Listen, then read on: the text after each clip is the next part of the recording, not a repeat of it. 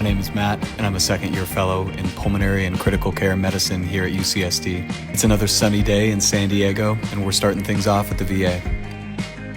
I spend the morning teaching my all-star resident team and seeing patients in our outpatient pulmonary clinic. After clinic, we walk across the street to Jacobs Medical Center for our Wednesday lecture series.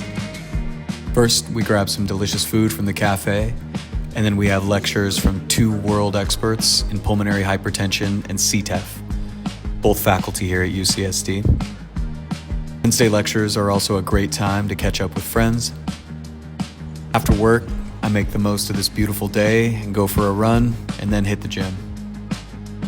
Then it's time to go for a quick dinner with my wife and co-fellow Jenny at one of San Diego's legendary taco spots, which happens to be a couple blocks from our house. I finish things off with a little research, and I call it a day.